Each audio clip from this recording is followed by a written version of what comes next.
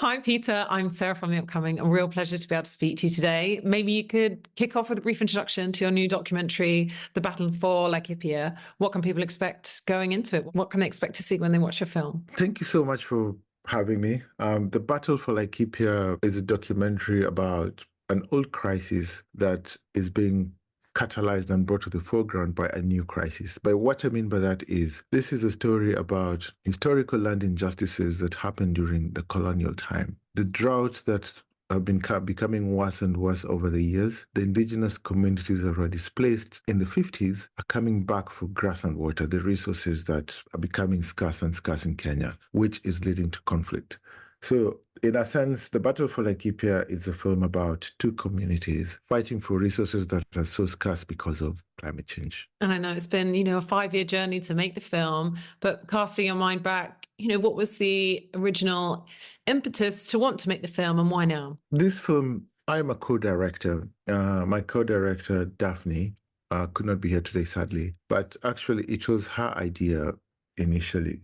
She is Greek, but she was working in Kenya, and she saw especially this inequality, and especially in these instances of land, and which means to grass and water for the pastoralists. Like there's a small group of white settlers who had a lot of resources, and there's a big group of pastoralists who had nothing. She was very keen to explore why and how. And we started talking about it, and she told me it would really be important if I became part of that project. We aligned, especially both of us, we felt passionately that we must tell a very balanced story. In a sense, like both sides must be represented equally, and also we must have empathy for both sides. That's how the journey began, and we're here now. We have a film, The Battle for Laikipia. And what was your approach from the outset? I guess, it's an observational style of documentary, as we said, with the 5 years, spending a lot of time with your subjects. So what was your approach to, capturing all different sides of this subject, but also the form that the documentary finally takes? Sometimes we as filmmakers, we think like we choose the characters, we choose the subjects, but also in a sense, the subjects also choose us. We were very keen to the story. We were very keen to tell the story from both sides. And we were spending a lot of time with very many people and communities. The people who ended up being the main characters are actually the people who were really welcoming to us. They were very keen to get the narrative out and get their part, or rather their side of the story to the world. I think we chose each other in a sense, because we put ourselves out there. We want to do this film. And a lot of people told us, no, we don't want to be part of this film.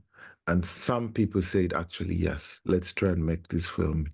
Let's talk about the bigger picture and let's tell the world what's happening here. That was key, in a sense, for making this film. Without that access, it would have been impossible, and especially on both sides. I am really feel privileged, feel humbled that we got this access, because what they putting their lives out there, especially in such a delicate, controversial issue, without trusting the filmmakers who could easily sensationalize, who could easily take advantage and skew the narrative. It was such an honor to get the access, and really tried our best to do justice to the access that we got. And along that journey, were there really challenging moments? And on the flip side, what was your favorite moment of making the film? Sadly, because there was conflict going on, there's a lot of tension, there's a lot of sadness, there was death, and that was really heavy and difficult to process, as any of us would. So that was the most challenging part, I think, in the film. In terms of favorite, to me, I don't think there's a moment, but going back, the privilege, the relationships, the knowledge that I have, I'm much more knowledgeable, I'm much more humble, and there's some things I got wrong that I've learned during this process to correct myself. So that was something very rewarding for me and for us as a team. And what about the collaboration between you and Daphne? I mean, the fact that you come from different backgrounds, you have different nationalities and identities, could you bring something different to the storytelling? And did that make either of you or both of you reflect on your own selves and your own identities in the making of it? No, it's true. And actually, it's completely questioned my Like in terms of making films, like a single director in a film, I'm really starting to question if that is the way to go forward, because it was so rewarding working with Daphne in this film, because as you say, our different backgrounds, that means we brought two perspectives to the film to merge into one. And I think that is really a gift. And we have different strengths, and we combined our strengths into the film. And that is really rewarding. But besides that, the editing process was really interesting. We can pretend, especially most of us, like, I've traveled the world. I'm very accommodating, I'm very liberal. Uh, but we all have unconscious biases. And sometimes it hides very subtle, it's there in the background. It affects your narrative arc. It affects your choice that you make when you're telling the story, the shots that you take. And having someone else checking you, us checking each other, questioning each other, it was really nice. Like, we were learning a lot I learned a lot about myself. And we had this chat. She's learned a lot about herself. I think the film is really strong because of that. How was that editing process? I mean, you must have had hundreds of hours of footage to go through. And, is it quite, tough to make those decisions about what you're going to include and what you're not going to include? It was a therapy session. Because we have, first of all, we had more characters. What you watch is not all the characters. So deciding what character to use and what not to use, deciding the narrative arc. But besides that, I remember between me, Daphne, the editor, and the wider production team, we really had very intense conversations about choices. What goes in and goes out. And all of us had really strong opinions about certain elements, certain issues. Basically, now saying I'm dying on this hill, which is very interesting to do. But because of that, later on, we really appreciated that there was someone else, because I think if I directed this film on my own, it would be half as good. And I think if Daphne did it on her own, it would be similar. But actually, combining both of us into it is such a gift. And of course, there's so many themes, that are really important to shed a light on in this very specific context, but which also can be applicable beyond, about this sort of ongoing impact of colonialism, about the impact of climate change in regions like this. So what do you hope the impact of the film will be in that sense, both for people's knowledge and understanding of this particular area, but also be thinking about these issues in other contexts too?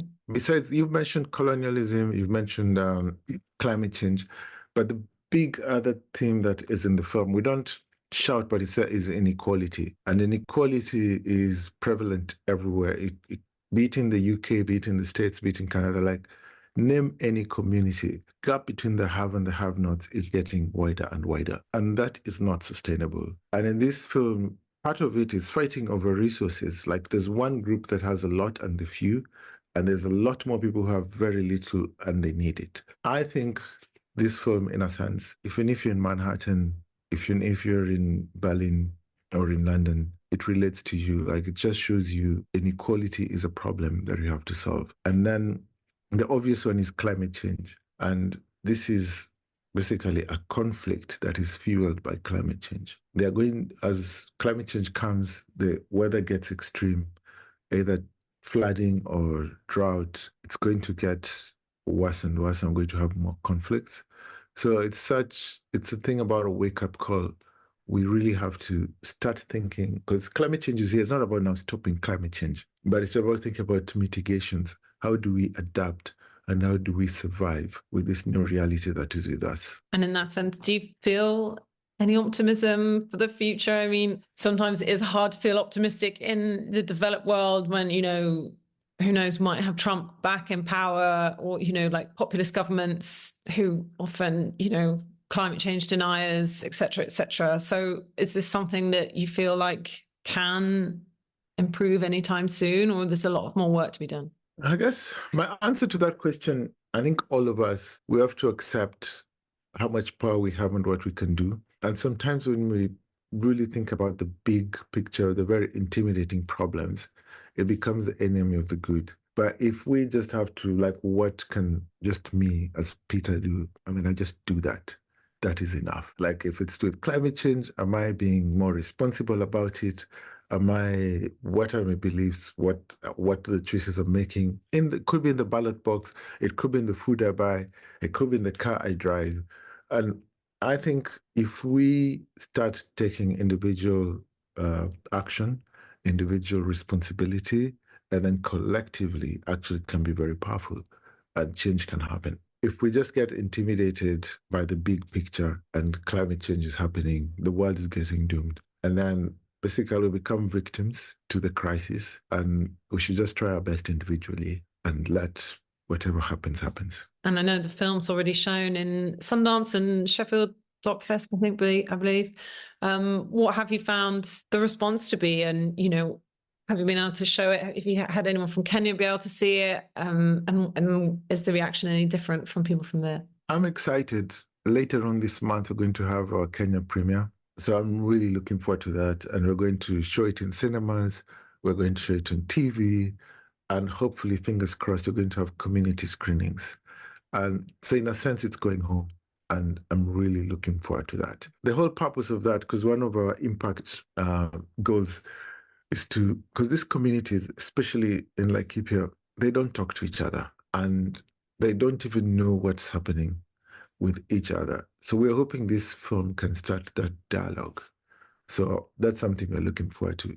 Yeah, but the screening at Sundance was great. We screened in Canada in hot dogs. I've attended quite a few screenings, and it's really humbling to see people connect with the characters in the film, start having very constructive debates about solutions. Yeah, it's just rewarding that they do that. Like, they don't care. Laikipia is this small remote place in Kenya. Like, someone in Toronto watched it and like, this is really touching. I'm very moved. And that is rewarding for us. Do you already know what you might tackle for your next project? And what might you take away from this one? Like you were mentioning earlier, the fact of being a co-director and collaborating with someone else, maybe something you'll take forward to another project as well. I cannot guarantee the exact dynamics, but I will myself personally, there's an opportunity to co-direct, I will take it. Or I will make it happen, and I will be the catalyst to make sure that it happens. Because I really enjoyed working with Daphne in this one. And I could see having someone else as a director, co-director is good. At the moment, as you say, for me, I find the story also has to find me. I've not yet found the perfect match. I wouldn't force it, but telling African stories with a passion to the world is what I feel I was born to do, and I'll keep trying doing that. Amazing. Well, what a wonderful note to end on. Thank you so much for sharing all that with me, and can't wait for everyone else to have the chance to see the documentary when it comes out. Thanks so much.